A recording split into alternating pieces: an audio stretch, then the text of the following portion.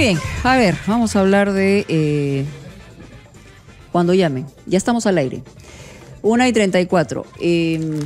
Vamos a hablar de cirugía plástica, porque es una ciencia médica que se ha desarrollado muchísimo en los últimos, no sé, 30, 40 años a nivel mundial, y Perú no se excluye de este desarrollo. Y aquí hemos visto muchísimas veces buenos cirujanos plásticos, pero también gente que ha entrado en el mundo de la informalidad y ha practicado cirugía plástica y con resultados horrorosos, ¿no? en varios niveles. Entonces hay que hablar de lo que puede ser verdad, lo que puede ser un mito, y hay que hablar también de que esto puede llegar en algunos casos hasta la adicción también a la cirugía plástica. Yo personalmente, y lo he dicho en más de una oportunidad, yo creo que la cirugía plástica, en la medida que pueda mejorar tu vida, tu salud, en términos globales, me parece estupenda. Pero por otro lado, creo que el envejecimiento personal es inexorable. O sea, hay que hacerlo de una manera digna, y no pretender a los 60 querer verse como a los 20 años. Pues eso es imposible.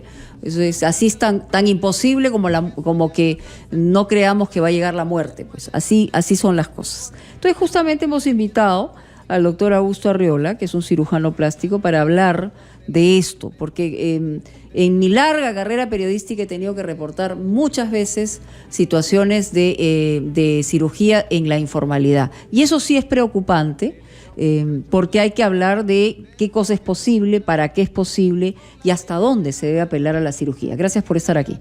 ¿Qué tal, Mónica? Buenas tardes. Un poco esa reflexión, ¿no? Porque yo creo que llega un momento en que hay gente que entra en una adicción con la cirugía plástica para evitar un envejecimiento, y eso es poco razonable, ¿no? Yo diría que eso es el lado negativo. Sí, el pues, lado positivo es completamente diferente. Yo discrepo con tu posición completamente, ¿eh? Bueno, como cirujano plástico dedicado a eso. No, es que te voy a explicar una cosa. La cirugía plástica, si bien es cierto, en alguna época fue considerada, digamos, una especialidad de segunda línea porque no era tan importante, etcétera, en los tiempos actuales ha cambiado completamente. Y por eso es que pero tú dices... Pero en ningún momento he dicho que es de segunda categoría. No, yo soy el que lo está diciendo. Ya, ok. No, porque yo lo he experimentado, ya tengo más de 20 años en esta especialidad. Entonces, y por eso es que tú misma dices que hace 30 años que ves que aumenta esta claro. necesidad. ¿Y eso a qué se debe? A que el ser humano está cada vez más, yo uso una palabra que ojalá que me entiendan, tupacamarizado, ¿no? El estrés de esto, del trabajo, el estrés de la familia, el estrés de los préstamos, el estrés de... Entonces el ser humano vive en estrés continuo, y eso acelera el envejecimiento también. Entonces, ¿qué sucede? Bueno, antes la gente se envejecía hasta a los 30 años, ¿ah? Porque era trabajo duro, ¿no? El trabajo de campo, en fin. Si nos ponemos a hablar de historia... No, pero es que era diferente. Pero aquella época... Además, el promedio de vida ahí era nomás, nuestros padres o claro. abuelos, era una vida más tranquila, claro, tenían diferentes necesidades, etcétera. Pero ahora, la ciudad en la que vivimos es tan estresante que lo que busca el ser humano de vez en cuando es sentirse mejor, ¿no? Y eso a veces también se traduce en el trabajo. ¿Por qué? Porque hay posiciones que van ocupándose por los profesionales más jóvenes, y el que ya tiene una trayectoria con experiencia y esto va quedándose atrás, sutilmente, viéndose ¿no? mejor, me parece bien el cuidado en la nutrición, en la buena vida, en el ejercicio, y si es necesario, digamos, que eso haga una posibilidad de mejorar algo, encantada para otra gente. Lo que a mí me parece inaceptable es que yo veo a veces, y lo he dicho ahora riéndome, a veces veo en una reunión de acá de la élite limeña, y veo que todas las caras son iguales. Entonces yo digo, ¿qué le pasa a la gente? Tiene que pensar que el envejecimiento es una naturalidad de la vida. Pero es que ahí está el asunto. Mira, ahí está el otro asunto. Justamente lo mencionaste también a la introducción del programa. Uno debe buscar un cirujano que consiga resultados naturales. No que tú parezcas, mejor dicho, que eres de 60 y pareces de 30. Cuando va a ser una cosa muy extrema, ¿no? Y tú dices, pero ya está pobre China, tiene las cejas en la frente. Y la boca igual, y es una cosa espantosa. Claro, no queremos. Pero solamente para que tú tengas una idea, de una cosa chiquita, toxina botulínica.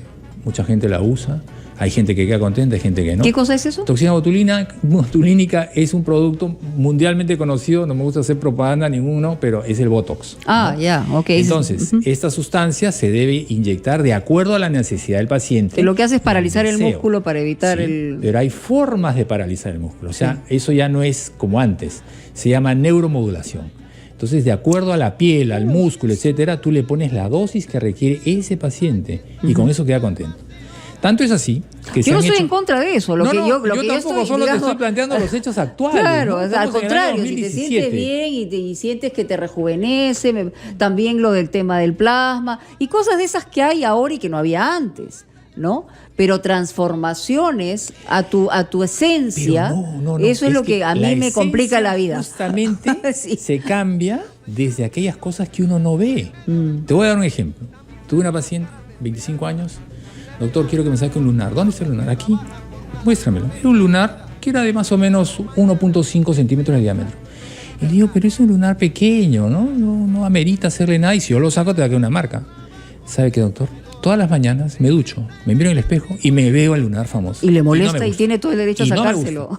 Se lo sacamos, porque pero eso es una genuina... Es que así como eso, también hay situaciones como, por ejemplo, la paciente que tiene 20 años, ¿no? Usa un brasier con un relleno, va a su trabajo y se siente un poco incómoda porque no sé qué, van a la playa y no puedo porque sí, no...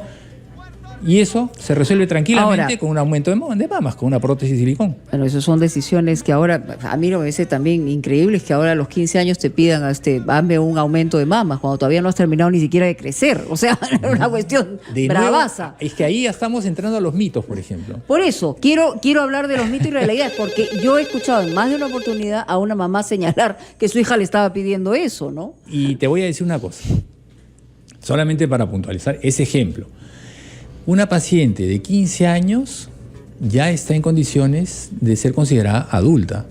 Y eso no lo define el cirujano plástico. Dios mío, no se lo daría eso, pero a mi hija ni nunca. Pero es que eso depende del manejo que tenga, ¿no? Ya será una decisión de ella, ¿no? Claro. Pero a lo que voy es que en términos absolutos la paciente es adulta. ¿Y quién lo determina? La endocrinóloga. ¿Cómo lo hace? Exámenes radiográficos. ¿No? Hace una historia. O sea, clínica. ¿usted está de acuerdo que una chica de 15 años puede someterse a una operación de ese tipo? Te voy a dar otro ejemplo. La rinoplastía es una cirugía tan común en nuestro medio, subestimada porque piensan que es fácil, cosa que no es cierto. Es la cirugía más difícil que hay en cirugía plástica. Y a mí me parece que debe ser bien traumática, ¿no? O sea, al margen de que sea traumática, porque eso pasa en 8 días. La cuestión es que el resultado se obtenga y que sea bueno, porque eso va a quedar para siempre. Entonces, ¿qué sucede? Hace más de 120 años que existe la rinoplastía como tal, ¿no? Y entonces, en aquella época, en los inicios de la cirugía plástica, se le pregunta a los creadores, digamos, y bueno, ¿cuál es la edad mínima para operarse? Bueno, que cumplan 18 o 19 años para que se operen. Muy bien, y quedó establecido así, como una pauta internacional mundialmente aceptada. Que no era por un tema médico. No, estamos hablando de rinoplastia estética, ¿no? Claro, pero no era por un tema médico que se decidía a partir de esa edad, digamos. Es que eran, digamos, los creadores de la técnica y ellos decidieron que ese era el número, ¿no? Antonella. Pasa el tiempo y entonces deciden analizar, ¿es verdad esto o no? Entonces comienzan a hacer los estudios y determinan que la persona se considera adulta a partir de los 14 o 15 años. Conclusión, la persona se puede operar de la nariz a partir de los 14 o 15 años. Entonces uno dice, ¿y cuál es la importancia? ¿Cuál es el problema? Que se opera a los 20. No, esa persona tiene necesidades, competencias con otros pares, ¿no? Ya sea en el colegio, en la zona donde vive. O sea, que se va a sentir mejor o peor, digamos, dependiendo si es una nariz distorsionada. No, es que ¿cuál es la diferencia? Pues es que vivimos bombardeados por lo que tú ves. Sí, pues, revista, pero también... televisión, periódicos, etcétera, y la comercialización de los productos que implica belleza. Ahora, la autoestima, digamos que yo creo que se tiene que trabajar de adentro hacia afuera, no de afuera hacia adentro, pero en todo caso... Pero es que todo ayuda. Sí. Vamos con Antonella, a ver, que tienen preguntas más que las mías, porque lo que más interesa acá es la gente capital que pregunte y reflexione sobre lo que puede ser un mito, una verdad o un interés dentro del ámbito de la cirugía plástica. Hola. Antonella, te escuchamos. Hola Moniquita, ¿cómo estás? ¿Qué tal? Ahí, bien.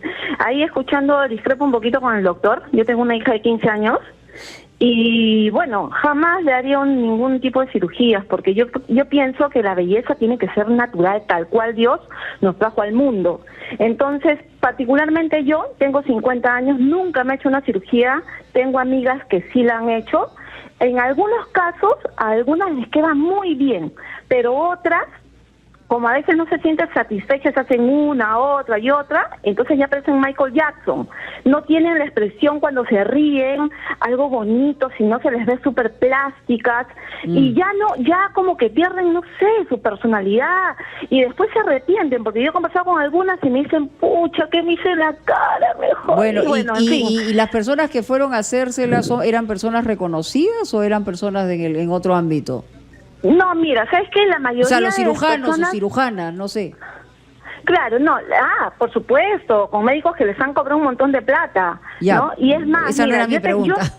Mi pregunta claro, era si estaba en el no. ámbito, digamos, de la formalidad. Sí, buenos médicos, algo formal y todo. Es más, por ejemplo, si tú ves la farándula limeña, todas son parecidas, o sea, todas parece que pasan por el mismo. Es más, Mónica, me gustaría que un día hagas el tema de las Misses, Miss Perú, Miss Mundo, porque todas ellas, Dios mío, ya son mis plásticas. Exacto, Mónica. Antonella, vamos a ir a otra llamada. Yo sí creo que hay gente que tiene todo el derecho del mundo de sentirse y verse mejor. Me parece que tiene que buscar con mucha seguridad la persona que va a hacer la cirugía, porque creo que a partir de eso es la reflexión. La persona que ha llamado es el ejemplo clásico de la persona que no debe operarse. Nosotros no convencemos a nadie que se opere. No estimulamos a que te hagas esto, lo otro, aquello, en absoluto. Evidentemente, tienes que contar con un cirujano que sea formal y ético. Y en la ética me parece importante. Hay mucha gente que quiere hacerse un montón de cosas que no necesariamente se pueden hacer, y el cirujano tiene la obligación de decirle, oye, un momentito, esto no va a quedar de esa manera. Ese es un tema que vamos a tratar después de la pausa, porque tengo que ir a una pausa. Volvemos.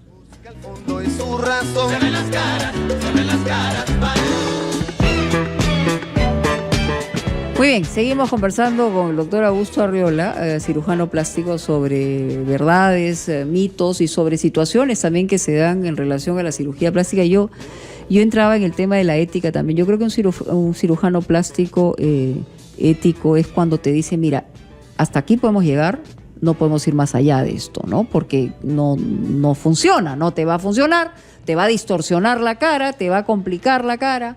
O sea, y eso me imagino, o la cara, o el cuerpo, o lo que fuere, me imagino que es parte de la ética, ¿no? Es evidentísimo que así tiene que ser, pero para eso tiene el paciente que buscar a un cirujano plástico que sea formal, que tenga las credenciales. ¿Cómo verifica eso? ¿Cómo una persona puede saber, aparte de la formalidad inscrita, o sea, cómo puede saber? Bueno, lo que pasa es que tenemos que basarnos en tres cosas. Uno, primero que nada, que esté inscrito en el colegio médico como especialista en cirugía plástica. Porque es una especialidad completamente distinta a la cirugía. Y como en toda especialidad, hay algunos que son muy buenos, excelentes, y otros que son lo opuesto.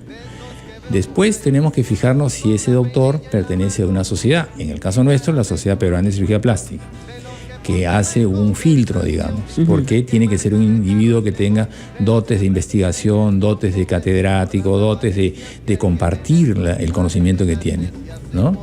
Y por supuesto ser ético y serio. Y finalmente tenemos el de la experiencia, en el sentido de que uno busca pacientes o personas o amigos que ya han tenido una experiencia y te dicen, sí, el doctor fulano me parece una persona seria, ¿no?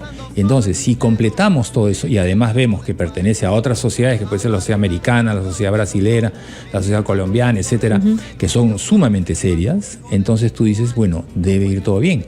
Pero ahí hay otra cuestión, que de nuevo es otro mito.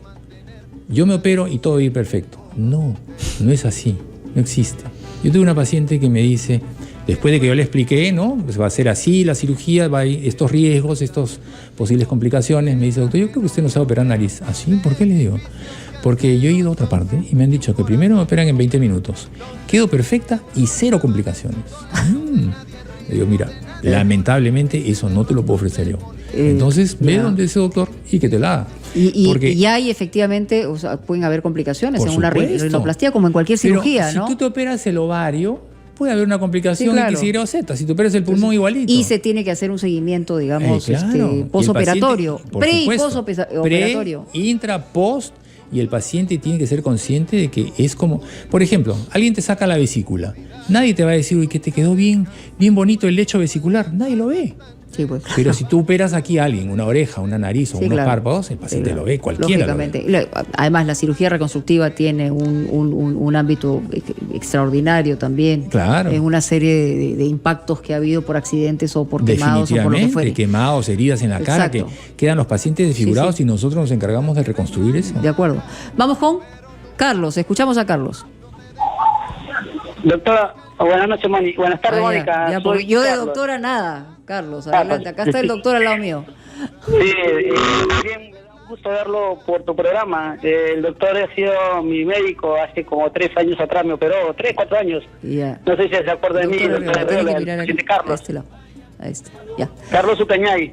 Ah, sí, claro, Carlitos. me A ver, acuerdo ¿de qué te perfectamente. operaron a ti? A mí me hizo una rinoplastía por tema médico, más que todo por salud. ¿Y ahí quedaste más pintón o qué? Bueno, en las manos del doctor Arriola, bueno, todo me salió bien, gracias a Dios, y como él bien lo dice, ¿no? El médico es el que te dice cómo tiene que ir la operación, cómo tiene que seguir, uno no tiene que guiarse del tema de que si en 5 o 10 minutos va a salir de la cirugía. Y ahí Ya, tú mejor. digamos, tuviste tu posoperatorio y después, digamos, tu vida absolutamente normal. ¿Tenías una desviación? ¿Qué tenías? Yo tenía una desviación, desviación y los cornetes estaban inflamados. Ya. Y esa operación me la hice con el doctor Arriola. Correcto. Él me siguió todo el proceso de recuperación. Pero ¿Y te los sirvió, consejos digamos, para mejorar tu salud y para mejorar también tu apariencia? Así es. Más Perfecto. que todo lo hice por tema de salud. Ya, tranquilo, te hemos entendido y eso está muy bien. Muchísimas gracias. Gracias, Carlitos. Un Rolando, abrazo. te escuchamos. ¿Cómo estás? ¿Qué ¿Qué tal? tal? Un abrazo para ti y para tu invitado. Gracias. ¿Qué tal? Unas cosas muy puntuales, doctor. Yo tengo entendido, corríjame usted si me equivoco, uno de que una clínica de cirugía estética debe tener una unidad de cuidados intensivos, cosa que según también tengo entendido, pocas la tienen. Lo otro, yo hasta ahora he sabido de muchas personas que han fallecido en un proceso de cirugía estética, liposucción, y yo hasta ahora no conozco un médico que esté preso. Y lo otro, Mónica, para Sí ha habido ti- médicos presos, ¿ah? No me Muy acuerdo ahorita poquitos. el nombre, pero había Sí, uno muy sí, famoso. Hay uno Sí. sí. Max sí. Álvarez, Max Álvarez. Sí, me acuerdo. Ya, Es el ya. único y 2, 3 más. Sí. Y lo otro, hubiera sido interesante, Mónica, sé que esto lo maneja tu productora, tengo entendido, de que al tener un cirujano médico del cual no dudo de su profesionalismo, ¿no? Que hace bien su trabajo, hubiera sido interesante otro médico que no certifique, sino que diga si efectivamente lo que el doctor está afirmando, que una chica de 15 años que está en pleno desarrollo se puede hacer una cirugía. Muchas gracias. Ok. Y la persona piensa que yo digo falsedades. No, eso está completamente fuera de lugar. Es un comentario contra el cual estoy completamente en desacuerdo. Porque él primero tiene que considerar que soy una persona seria. Y por eso estoy aquí, ¿no? He sido presidente de la Sociedad Peruana de Cirugía Plástica. Soy Bueno, miembro de la además Sociedad aquí, Americana. o sea, tampoco no es que invitemos a cualquiera, ¿no? Claro, yo creo que ese es básico, ¿no? No. Y los Ahora, puntos de vista... cualquier punto de vista puede ser, digamos, Sí, opinable pero, y pero refutado, es que hay que ¿no? aclarárselo, ¿no? Lógico. O sea, no se puede dejar en el aire porque simplemente significa decir, sí, tiene razón el señor, y eso yo no estoy de acuerdo. Ahora, por ejemplo, sus puntos de vista son completamente equivocados porque no tienen información y justamente de eso se trata, hay que informar a la colectividad. Para eso son este tipo de programas, para que la persona vaya sabiendo, enterándose, formando una opinión. Los niveles de atención de salud dependen mucho del paciente, aquí y en cualquier lugar del mundo. Ya. En el sentido de que si tú eres una persona sana, joven, que no tienes enfermedades, te puedes operar en un lugar que no necesariamente tenga una unidad de cuidados intensivos. O sea, no es una obligación No es una tenerla. obligación.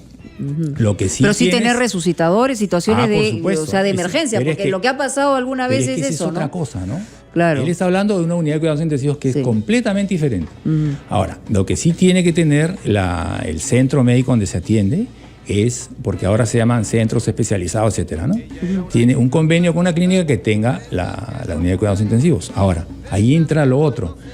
cuando el paciente tiene una enfermedad X, Y o Z, el médico usa el criterio y dice, no, a este paciente no lo podemos operar acá, se va a operar en una clínica grande, que sí tiene todos los ambientes para atender una emergencia si se presenta. O sea, por eso es que es importante hacer que las personas escojan un buen colega. ¿Cuáles son los riesgos en una operación de cirugía plástica? ¿Son exactamente los mismos que puede haber en cualquier cirugía mediana? Sí. Por ejemplo, en una liposucción, que es donde más se ha generado situaciones complicadas en la historia, digamos, de lo que pasa lo es que ha ocurrido. La colectividad asume que la cirugía plástica es una especialidad, digamos, muy sencilla, muy fácil, y no consigue entender... Con complejidades, porque son... Exacto, que es como operar un corazón o como operar un cerebro. Entonces tiene que tomarse primero las medidas preoperatorias y luego también conocer límites. Y esos límites los pone el mismo profesional. Por ejemplo, las complicaciones, que es lo que preguntaba, son infección, hematoma, trastornos de la cicatrización, ¿no? Pero, digamos, ¿qué es lo que más llama la atención en esto? El trastorno de la cicatrización, porque se ve. Tú haces una liposucción, como tú dices, y puede verse una piel ondulada. La idea es que no quede eso.